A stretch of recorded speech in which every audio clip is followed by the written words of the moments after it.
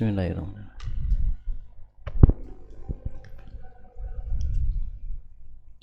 Bismillahirrahmanirrahim. Assalamualaikum warahmatullahi wabarakatuh. Alhamdulillah.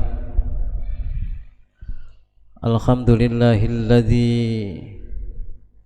bidzikrihi tatma'innul qulub wa bifadlihi wa rahmatihi taghfarudz dzunub. Asyhadu an la ilaha illallah al-malikul haqqul mubin wa asyhadu anna Muhammadan abduhu wa rasuluh la nabiyya ba'dah. Allahumma salli wa sallim wa barik ala Muhammad wa ala alihi wa sahabatihi wa man ta'a bi da'watihi wa ihtada bi hadihi ila yaumiddin. Wa alamu anna Allah subhanahu wa ta'ala yaqul ya ayyuhalladzina amanu dzkurullaha dzikran katsira wa sabbihu bukratan wa asila. Shadaqallahul azim. Bapak Ibu jamaah Masjid Al-Ikhlas Bumi Marina Mas yang dirahmati Allah Subhanahu wa taala. Bersama-sama kita berdoa kepada Allah Subhanahu wa taala, mudah-mudahan senantiasa Allah Subhanahu wa taala memberikan kemudahan untuk kita semuanya, kelapangan untuk kita di dalam melaksanakan ibadah. Kita berharap dan berdoa mudah-mudahan pula ibadah yang kita lakukan, sholat kita, puasa sunnah kita insyaallah, tilawah Al-Quran kita, dan semua kebaikan-kebaikan yang telah kita lakukan, dan termasuk hadirnya kita pada malam hari ini diterima oleh Allah dan diberikan balasan yang lebih baik dari yang telah kita lakukan malam hari ini. Mudah-mudahan pula Allah Subhanahu wa taala sesungguhnya mengampuni kita setiap dosa dan kesalahan yang telah kita lakukan, baik itu yang kita sengaja ataupun tidak, lewat lisan kita, lewat mata kita, telinga, dan bahkan mungkin lewat hati kita.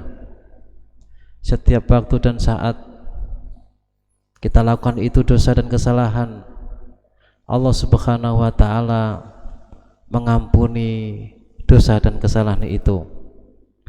Karena sesungguhnya adalah kebahagiaan, adalah keberuntungan dan kemuliaan untuk kita semuanya ketika kita kembali kepada Allah Subhanahu wa taala, menghadap kepadanya, diampuni dosa kita dan diterima semua ibadah kita semuanya.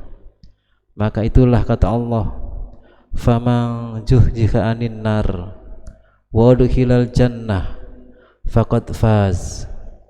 Orang yang beruntung, orang yang bahagia hidupnya adalah mereka orang-orang yang Allah Subhanahu wa taala jauhkan orang itu, Allah selamatkan orang itu, Allah hindarkan orang itu dari neraka, dan dimasukkan manusia itu ke dalam surga.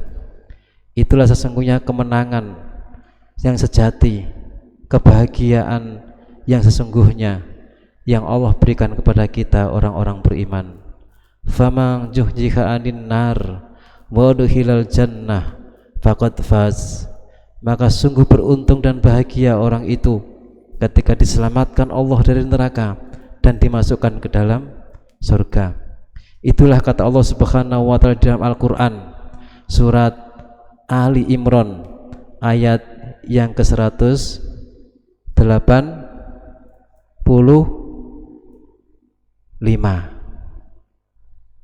yang diawali dengan kalimat kullu nafsin dha'iqatul maut.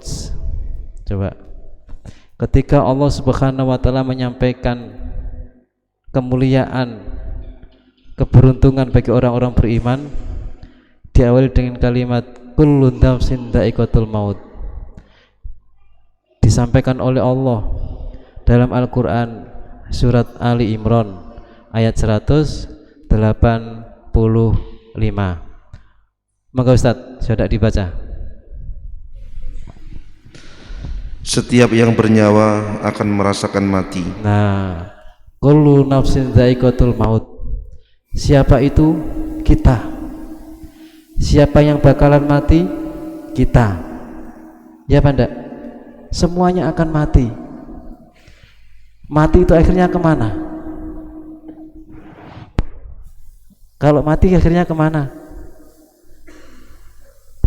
Ke Keputih. Jatah kita di Keputih apa di mana ini? Dan Keputih Pak nggih? Lebih dekat kayaknya. Berarti kita akan meninggalkan masjid ini, Pak. Berarti kita akan meninggalkan masjid ini, Syuhada. Masjid ini, saya ingat masjid saya di Syuhada sana. Masjid Al-Ikhlas ini. Bukan Ustaz Syuhada ya. Ya. Berarti kalau Allah sudah mematikan kita kembali kepada Allah, berarti kita akan meninggalkan teman-teman kita yang saat ini bersama dengan kita, yang di setiap kanan kiri kita selalu mendoakan kita dengan kalimat Assalamualaikum warahmatullahi wabarakatuh setelah sholat, sehingga di saat kita meninggalkan kita tidak bisa untuk mendoakan lagi, dan kita juga tidak bisa mendapatkan doa itu lagi. Kita tinggalkan istri kita tinggalkan anak kita tinggalkan keluarga kita, semuanya kita tinggalkan. Kita kembali kepada yang memiliki kita. Inna lillahi wa inna ilaihi raji'un. Aku ini punya Allah, kami punya Allah, maka sesungguhnya kami juga akan kembali kepada Allah Subhanahu wa ta'ala. Itu kita. Tidak abadi ternyata kita di dunia ini, ada batasnya. Kullu nafsin dha'iqatul maut. Kembali kepada Allah semuanya. Setiap yang bernyawa, setiap yang berjiwa itu manusia, itu kita. Tak terkecuali siapapun, semuanya. Yang kaya, yang miskin, yang berjabat, yang tidak, yang pengusaha, yang berstatus sosial tinggi, semuanya akan kembali kepada Allah Subhanahu wa ta'ala dengan akhir kehidupan itu. Tetapi kematian itu bukan akhir dari perjalanan kita, kemudian selesai urusan kita, tidak. Matinya kita kembali kepada Allah bukan kemudian urusan kita selesai, tidak. Bukan kemudian berhenti urusan kita, masalah kita, tidak. Ada hal lain penting yang bersama-sama untuk kita renungkan, untuk kita persiapkan setelah kematian itu. Apa kata Allah di sana setelah itu? Ya, ketika manusia sudah kembali kepada Allah, ketika manusia sudah dikembalikan lagi untuk menghadap kepada Allah Subhanahu wa ta'ala dengan dunia, semuanya kita tinggalkan. Kullu nafsin dha'iqatul maut. Setiap yang bernyawa, setiap yang berjiwa akan mati. Terus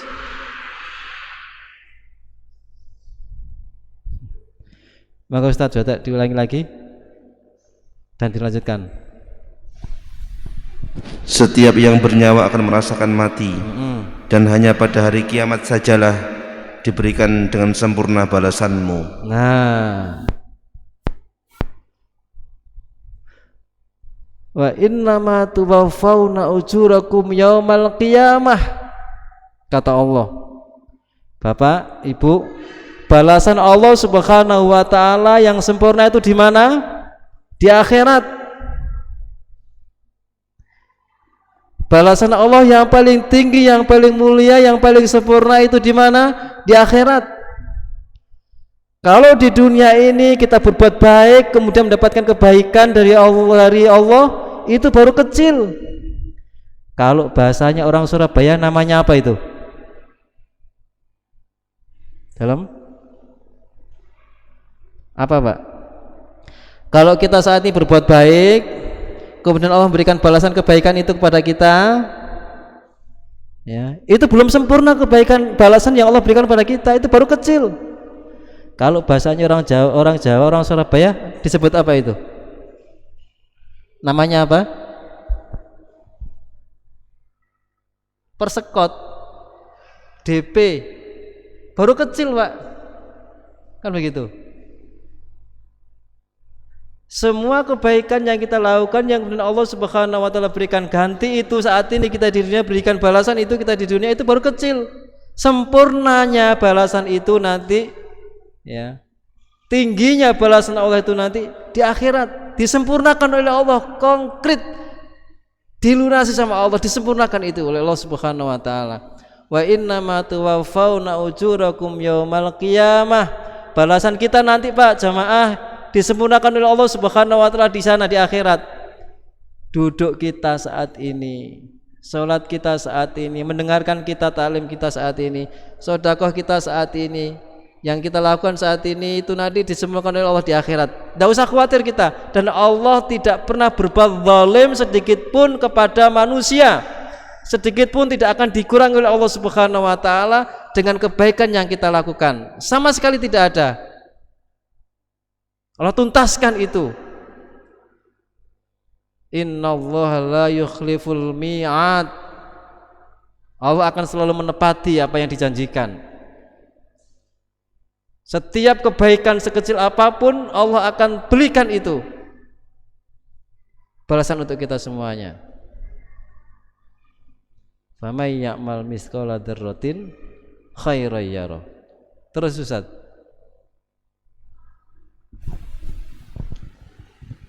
Barang siapa dijauhkan dari neraka dan dimasukkan ke dalam surga, Ya. sungguh dia memperoleh kemenangan. Nah, itu kemenangannya sejati. Itu kebahagiaannya sesungguhnya. Di mana itu? Allah selamatkan kita dari neraka dan dimasukkan kita ke dalam surga. Itulah sesungguhnya kejayaan kita semuanya, kemenangan kita semuanya. Makanya hayya 'alal falah. Mari menuju kemenangan. Mari menuju kebahagiaan. Mari menuju kemuliaan, kesuksesan. Di mana itu? Di hadapan Allah lewat takbir kita Allahu Akbar sampai salam. Itu kita semuanya dalam rangka untuk menuju kepada apa? Kebahagiaan kita, kemenangan kita. Nanti kita sedikit ke sana. Ya. Ketika Allah panggil itu, kita itu sesungguhnya disuruh untuk mendapatkan kemenangan itu. Hayya 'alal falah. Hati kita yang penuh dengan kebaikan, keikhlasan, keridhaan akan bergegas menyambut kemenangan itu. Semangat bangkit. Hati ini akan menggerakkan jasad kita. Ketika kita memiliki konsep hati yang kemarin suci, bersih, yang selalu kita cas dengan kebaikan, dengan zikir. Orang yang diselamatkan oleh Allah dari neraka, dimasukkan ke dalam surga, dialah orang yang menang dan beruntung. Terus Ustaz. Kehidupan dunia hanyalah kesenangan yang memperdaya. Wa mal hayatud dunya illa mataul ghurur. Coba Pak, kalimat itu loh Pak. Ada 4 poin itu di situ. Kematian pasti akan tiba. Kesempurnaan balasan Allah di akhirat terhadap kebaikan kita. Yang ketiga apa? Allah janjikan kita kemenangan dengan dimasukkan ke dalam surga, dijauhkan dari neraka. Yang kemudian terakhir apa? Allah pesankan kepada kita agar kita mendapat kemenangan itu. Allah pesankan kepada kita di saat akan kematian itu tiba untuk kita, diingatkan oleh Allah di akhir penghujung ayat itu, wa mal hayatud dunya illa mataul ghurur. Tidaklah dunia itu hanya kesenangan yang menipu. Nah, di akhir ayat ini jamaah, manusia itu yang lalai, jiwanya yang lupa, hatinya yang gersang, sehingga sulit untuk mendapatkan husnul khotimah. Hidup akhir kehidupannya tidak baik. Allah ingatkan karena apa? Karena dia lebih mengutamakan dunianya. Diingatkan oleh Allah agar tidak tertipu dengan dunia. Hati-hati dengan dunia itu. Karena dunia itu akan menipu, akan memperdaya manusia kita semuanya, sehingga tidak mendapatkan kehidupan yang husnul khotimah. Itu. Hati-hati dengan dunia, karena dunia itu akan ditinggalkan dengan kematian itu. Jangan sampai kemudian kita terlena dengan kematian dunia. Jiwa ini, hati kita cenderung untuk ke sana, maka sungguh sulit kita untuk mendapatkan kemuliaan dan kemenangan itu. Coba, wa mal hayatud dunya illa mata'ul ghurur, Pak. Jamaah yang dimuliakan oleh Allah Subhanahu wa taala. Nah, terkait dengan itu semua, Pak. Pernah endakkah dalam diri kita, ya, pernah merasa sedih, hati kita pernah merasa salah, merasa kecewa, ya. Pernah enggak kita ini tazkiyah terhadap rohani kita, Pak? Tazkiyah dengan apa? Dengan hati kita, dengan rasa dalam jiwa kita. Pernah enggak kita berpikir, merenung, merasa kecewa, merasa rugi ketika kita tidak bisa melakukan kebaikan yang sesungguhnya kebaikan itu bisa kita lakukan? Itu di hadapan kita untuk bisa kita kerjakan dengan kemampuan yang sama, kesehatan, kekuatan ada, tapi itu tidak bisa kita lakukan. Misal, pernah tidak kita merasa bersalah, merasa kecewa, merasa rugi, kemudian kita berpikir, kenapa ya tadi pagi aku tidak bisa sholat subuh di masjid? Kenapa ya saya tadi kok tidak bisa sodakoh, tidak bisa baca Quran? Kenapa ya aku kok belum bisa untuk bangun tengah malam? Itu sesungguhnya bisa kita lakukan, tapi perasaan rasa kecewa, merasa rugi, tidak bisa melakukan kebaikan yang itu sesungguhnya bisa kita lakukan, tapi kita tidak mampu. Yang tidak bisa membuat mampu itu bukan karena kita tidak sehat. Yang membuat kita tidak mampu itu bukan karena kita itu banyak urusan, tapi hati ini yang membuat kita berat untuk melangkah melakukan itu semuanya. Pak, jenengan Bapak Ibu pernah mirsani namanya Umar bin Khattab? Semerep ya. Itu sahabat Nabi yang luar biasa, sehingga ada film itu khusus buat beliau radhiyallahu an. Allahumma ya. Umar bin Khattab, Pak, itu luar biasa. Beliau itu tidak pernah telat, Pak. Telat apa? Tidak pernah telat apa? Dalam sholat jamaah di masjid. Nah, suatu saat beliau ketinggalan sholat jamaah di masjid, Pak.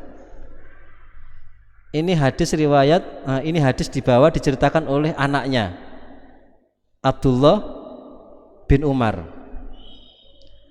Umar itu punya kebun kurma, Pak.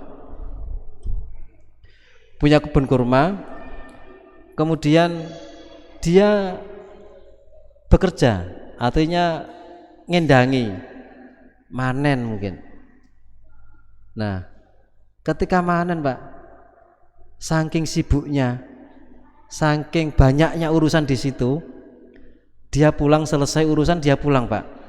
Pas waktu pulang itu, Pak, Ibu, dia melihat, ya, menyaksikan banyak orang-orang yang sudah keluar dari masjid sholat asar. Loh, kaget, Pak. Di saat itu, Pak, jamaah, masya Allah, ketika Umar menyaksikan, melihat orang-orang itu sudah keluar masjid sholat asar, Pak, langsung tersentak dalam hatinya penyesalannya dengan mengatakan apa? Inna lillahi wa inna ilaihi raji'un, katanya, Pak. Umar ketinggalan sholat asar, reaksinya begitu, Pak.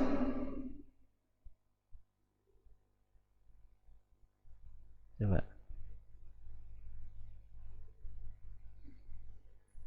Ketika ketika itu terjadi, kemudian datang kepada jamaah sahabat-sahabat itu, apa yang disampaikan Pak? Sebagai hukuman saya. Nah ini loh Pak. Jadi kayak kadang-kadang kita itu perlu membuat punishment pada diri kita sendiri karena kesalahan yang kita lakukan. Umar membuat punishment Pak, hukuman pada dirinya. Ini kayaknya penting untuk kita. Jadi ketika Umar itu terlambat untuk sholat berjamaah di masjid, dia berjanji menyerahkan kepada sahabat-sahabat tadi kebun kurmanya Pak, diberikan kepada fakir miskin. Coba, itu punishment, hukuman buat dirinya. Kenapa aku kok sampai lali? Coba. Jadi seolah-olah buat beliau, buat Umar bin Khattab itu ternyata lebih istimewa, ternyata lebih besar nilainya dia untuk bisa ikut sholat jamaah daripada dengan apa? Dengan dunianya itu. Wa mal hayatud dunya illa mata'ul ghurur. Dunia itu menipu, sehingga menipu menjadikan dia lupa, tertinggal untuk sholat jamaah di masjid. Coba kita, Masya Allah, kadang-kadang saya kalau melihat ya Allah, tidak ada apa-apanya kita Pak. Ya berarti kita boleh buat hukuman untuk diri kita. Kalau lupa sholat malam, mungkin ya Allah aku lupa sholat malam, misal loh itu ya, kemudian kita beri hukuman, aku nanti hari ini harus mengganti dengan sedekah pagi hari, memberi makan orang di jalan 10 bungkus. Itu kan apa-apa, bagus ya, membuat hukuman untuk diri kita. Insyaallah tidak ikut jamaah sholat di masjid, sholat subuh misalnya, Masya Allah, itu luar biasa Pak.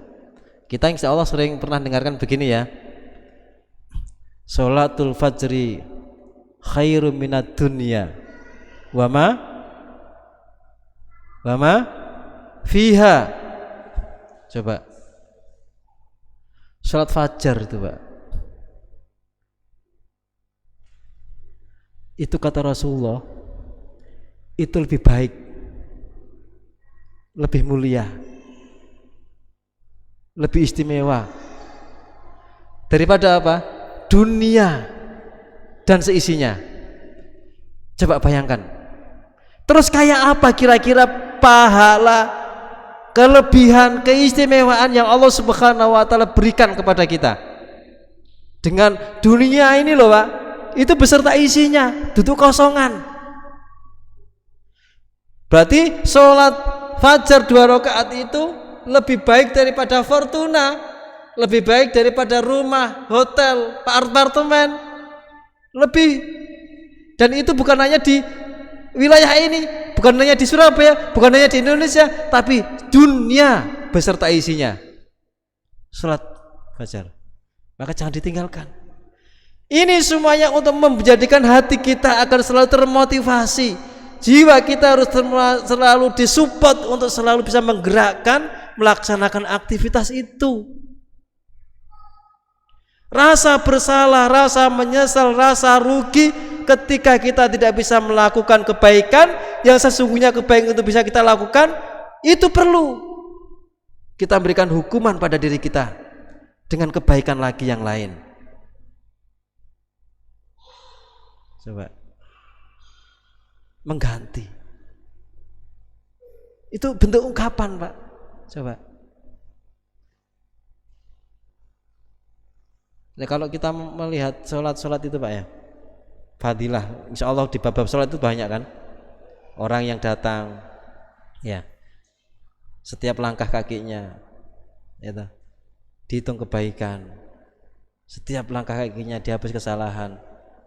Dan bahkan kata Rasulullah, seandainya pahalanya sholat subuh itu diperlihatkan kepada manusia, kepada kita ditunjukkan saja, maka orang itu akan datang berduyun-duyun untuk bisa melaksanakannya, meskipun dia dalam keadaan merangkak, ngesot, dibalani datang Pak.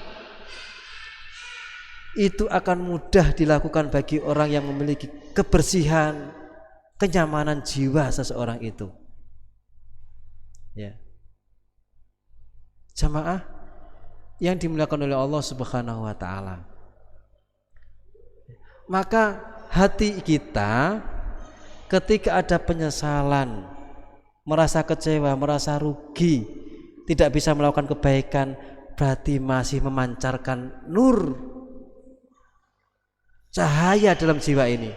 Tetapi yang fatal adalah ketika kita tidak pernah merasa rugi, merasa kecewa, ketika tidak bisa melakukan kebaikan itu.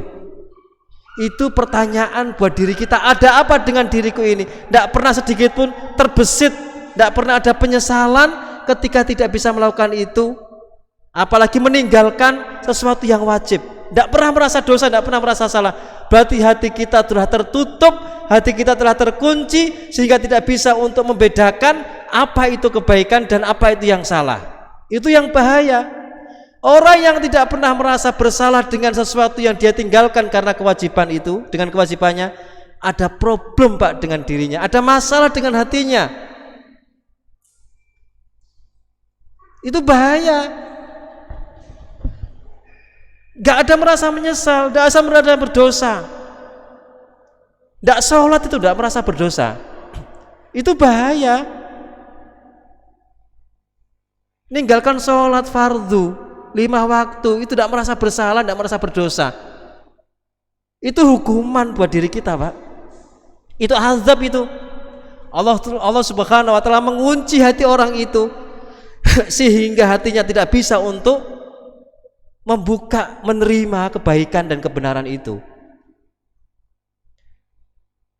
Tertinggal di dalam melaksanakan yang mulia saja merasa bersalah. Nah, ada orang meninggalkan kewajiban tidak merasa bersalah, mendolimi orang tidak pernah bersalah, merasa bersalah. Itu bahaya. Berbuat dosa, ya, berjudi, khamr, berzina, tidak sholat, tidak puasa. Dia kaya, mampu, tapi tidak bisa haji. Tapi jiwa hatinya tidak pernah merasa itu dosa dan salah. Itu kiamat Pak buat orang itu, buat kita. Itu azab Allah itu. Allah Subhanahu wa taala telah menutup hati orang itu. Hati kita. Oh enggak sholat loh, tidak berdosa. Padahal di sisi lain ada orang yang ketinggalan saja sebagai makmum masbuk itu merasa bersalah, tidak bisa sholat sunnah, itu bersalah, merasa rugi, maksudnya bukan merasa rugi, merasa kecewa. Kenapa aku ditinggal? Kenapa aku ketinggalan? Kenapa aku tidak bisa melakukan? Itu ketika hatinya selalu lembut ketika dia berbuat salah dan merasa. Bahayanya kalau itu terbiasa Pak, Allah Subhanahu wa taala akan memberikan hukuman besar untuk kita. Khatamallahu ala qulubihim wa ala sam'ihim wa ala absarihim ghishawah wa lahum adzabun adzim. Coba Ustaz dibuka surat Al-Kahfi sama Al-Baqarah. Surat Al-Kahfi ayat yang ke 57. Artinya, dan siapakah yang lebih zalim daripada orang yang telah diperingatkan dengan ayat-ayat Tuhannya, lalu dia berpaling darinya dan melupakan apa yang telah dikerjakan oleh kedua tangannya. Sungguh kami telah menjadikan hati mereka tertutup, ya, sehingga mereka tidak memahaminya, dan kami letakkan pula sumbatan di telinga mereka. Kendati pun engkau Muhammad menyuruh mereka kepada petunjuk, niscaya mereka tidak akan mendapat petunjuk untuk selama-lamanya. Coba, Allah akan menutup pendengarannya Pak, Allah akan menutup hatinya ketika orang itu sudah di dalam kegelapan, kebiasaan dengan perbuatan yang salah dan dosa. Makanya sering saya sampaikan, selain kita di sini karena kewajiban kita sebagai seorang mukmin, sebagai seorang muslim untuk tholabul ilmi, untuk sholat, untuk ngaji, sisi lain Pak, ini ngeces ngecas hati kita semuanya tetap hidup gitu loh, biar tetap menyala. Lilin itu terus memancar cahaya, sehingga ketika cahaya itu ada dalam janubari kita, dalam hati kita, kita itu akan mudah untuk memberikan cahaya keluar, dan juga akan mudah pula untuk menerima cahaya dari luar. Bapak, ada contoh begini. Dulu di desa itu ada namanya lampu ublik, ya, yang ada sumbunya kaca itu loh, Pak. Dalam lampu apa, Pak? Sentir. Ublik sentir ya, yang ada sekarang enggak ada ya. Lampu yang ada selumbunya kaca itu ya. Ada sumbunya kaca itu kan? Itu saya ibaratkan hati, Pak. Di dalam kaca itu kalau lama, Pak, tidak pernah dibersihkan karena sering kena abu, ya, abu itu dosa mungkin. Kira-kira kaca inilah ya, ini kaca kalau terus kena abu dari dalam, karena dari dalam kan ada lampunya itu, lama tidak pernah dibersihkan, kira-kira apa yang terjadi pada kaca selumbu ini? Hitam. Ketika hitam, otomatis cahaya yang dipancarkan dari dalam berkurang apa bertambah? Berkurang cahayanya, berarti akan semakin gelap. Ketika sudah semakin gelap, dia tidak bisa memberikan cahaya keluar, tidak bisa memberikan manfaat keluar. Satu. Yang kedua, ini kaca karena sudah tertutup dengan asap hitam kelam itu, di samping tidak bisa memberikan cahaya keluar, dia pun juga tidak bisa menerima cahaya masuk ke dalam. Itu pun pula sesungguhnya hati kita, Pak. Hati kita itu akan semakin sulit untuk bisa memberikan kebaikan kita kepada orang lain, dan jika kita juga akan semakin berat untuk menerima kebaikan dan kebenaran dari orang lain. Dan disitulah muncul kemudian yang namanya sombong, batarul haq wa ghamtun nas, ya, orang yang sombong itu dia tidak akan bisa menerima kebenaran, dan dia suka meremehkan manusia. Itu akibat apa? Karena dia sudah kelam. Lampu itu ketika tidak bisa memberikan cahaya keluar, berarti kita manusia tidak bisa memberikan manfaat kepada orang lain. Seperti lampu itu tidak bisa memberikan manfaat, hanya untuk dirinya, dan bahkan akan tenggelam dengan itu sendiri. Di samping itu juga dia tidak akan bisa menerima sinar dari luar. Kita ketika sudah kelam hati itu, tertutup hati itu, terkunci hati itu, maka kita pun tidak akan bisa menerima kebenaran dari orang lain. Suka meremehkan orang lain, sombong dengan apa yang kita miliki. Itu akibat apa? Karena kita tidak pernah ngecas. Karena apa? Karena kita tidak terbiasa ngelapi, membersihkan selambu ini tadi loh. Begitu pula hati kita kalau lama tidak digunakan untuk datang ke masjid, lama tidak digunakan untuk sholat sunnah, lama tidak digunakan untuk taklim, lama tidak digunakan untuk zikir, lama tidak digunakan untuk silaturahmi, lama tidak digunakan untuk sujud, jauh dari kebaikan, maka hati semakin lama akan sulit untuk bisa melakukan kebaikan. Dan ketika sudah tidak bisa melakukan kebaikan itu, dia tidak akan bisa membedakan mana itu yang salah dan mana yang benar, dan tidak merasa kecewa, merasa rugi ketika meninggalkan sesuatu yang sunnah-sunnah itu, dan tidak merasa bersalah ketika meninggalkan yang wajib. Dan ketika itu terjadi, itu azab buat diri kita sesungguhnya, itu hukuman Allah buat diri kita. Coba. Yang surat Al-Baqarah Ustaz, artinya Ustaz.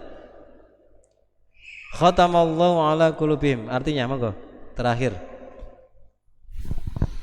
Allah telah mengunci hati dan pendengaran mereka. Penglihatan mereka telah tertutup, ya, dan mereka akan mendapat azab yang berat. Ya, itu Pak. Coba. Mata ketika sudah tidak tahu mana yang baik dan benar, telinga ketika sudah tidak bisa untuk mendengarkan dan membedakan, hati tidak bisa untuk memilih,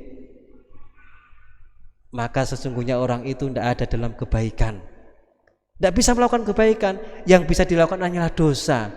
Ketika dosa yang dilakukan, maka adalah azab yang Allah Subhanahu wa ta'ala berikan kepada kita semuanya.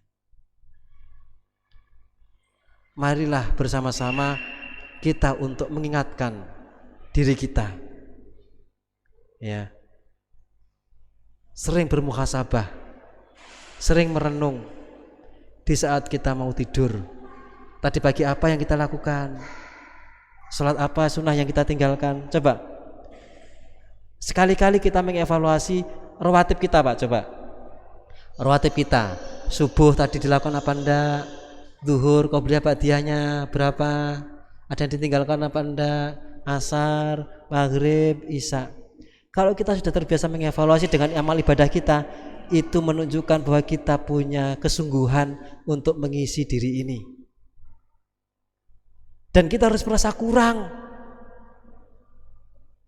Ingat, ini semuanya dalam rangka untuk kebaikan diri kita di saat kita akan kullu nafsin dha'iqatul maut. Dalam rangka untuk apa? Mendapatkan balasan yang tertinggi di hadapan Allah Subhanahu wa taala. Dalam rangka apa? Untuk mendapatkan kemenangan, dijauhkan Allah dari surga, dimasukkan dalam neraka. Dari apa itu? Dari ini. Ujung-ujungnya di situ semuanya. Apa yang kita lakukan itu semuanya tidak instan Pak, butuh proses. Orang ketika bisa baik husnul khotimah itu tidak spontanitas, harus apa?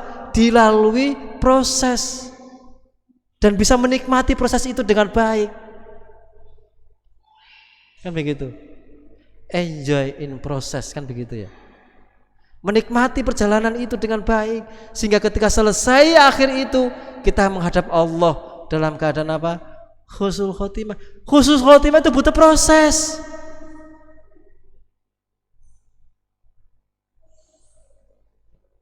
Dibutuhkan kesungguhan.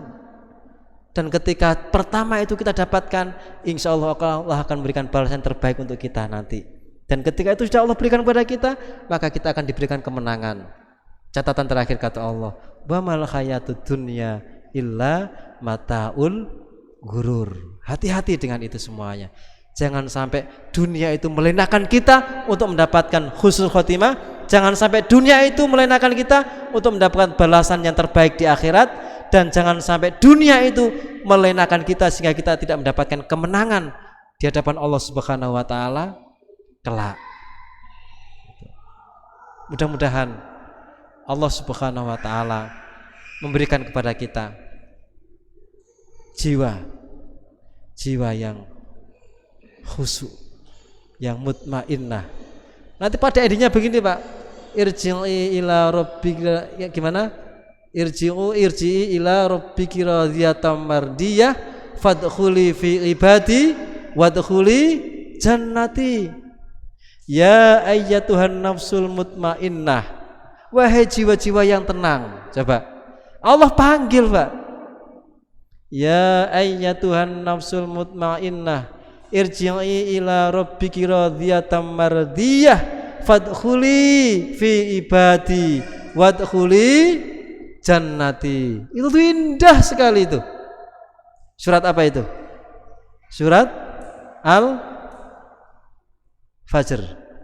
ayat terakhir, bagian terakhir. Indah itu bagi jiwa-jiwa kita semuanya, insya Allah dipanggil oleh Allah masuk ono gone surgaku. Coba Ustaz baca Ustaz, artinya Ustaz. Juz 30 surat Al-Fajr. Enggak usah pakai mic, enggak apa-apa kayaknya. Wal fajr terakhir. Ya ayyatuhan nafsul mutmainnah, wahai jiwa yang tenang. Wahai jiwa yang tenang. Masya Allah, siapa itu kita? Mudah-mudahan itu Pak. Terus kembalilah kepada Tuhanmu. Masya Allah, dengan hati yang ridho dan diridhoinya. Jadi kita datang kepada Allah, kembali kepada Allah dengan jiwa yang ikhlas, kita ridho, Allah juga ridho. Kalau kita ridho, Allah ridho, apa kata Allah? Maka masuklah ke dalam golongan hamba-hambaku dan masuklah ke dalam surgaku.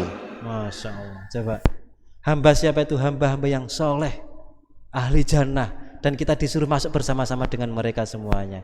Mudah-mudahan Allah Subhanahu wa taala memberikan kesehatan untuk kita semuanya, diberikan kesembuhan pada saudara kita, keluarga kita yang lagi sakit.